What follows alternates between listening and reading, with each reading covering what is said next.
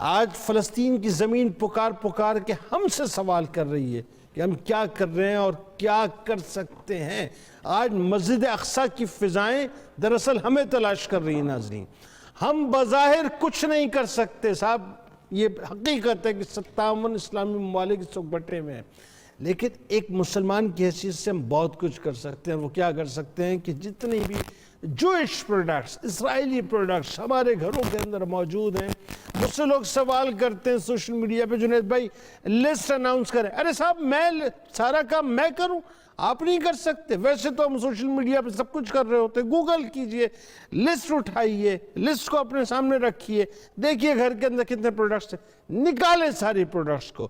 یہ ریونیو جب یہودیوں کے پاس جائے گا تو یقین مانیے آپ کے خلاف جنگوں میں استعمال ہوتا رہا ہے، ہوتا رہے گا۔ لہٰذا پاکستانی پروڈکٹس کو انہینس کریں اور تمام ایسی پروڈکٹس کو اپنے گھروں سے نکالیں۔ کتاب الشفا، آیت الکرسی کی فضائل۔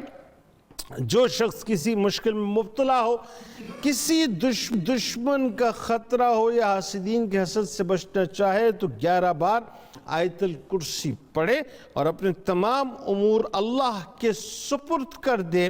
اللہ تعالیٰ ہر کام میں آسانی فرمائے گا انشاءاللہ۔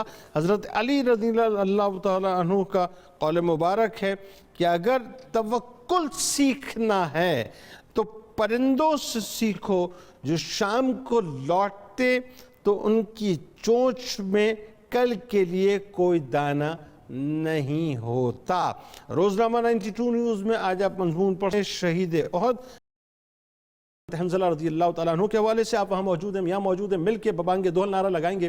اس دعا اس یقین کے ساتھ اجازت دیں کہ لا یؤمن احدکم حتی اکون احب الیہ من والدہ وولدہ والناس اجمعین، آمین۔ اللہ تعالیٰ آپ کا، ہمارا، ہم سب کا، پاکستان کا، امت مسلمہ کا حامی و ناصر ہو۔ ہمارے ساتھ پاکستان کے ممتاز شناخہ جناب حافظ محمد ارشد نقشبندی صاحب تشریف فرمائیں۔ آپ کو السلام علیکم، خوش آمدید، ان کو سنیں گے۔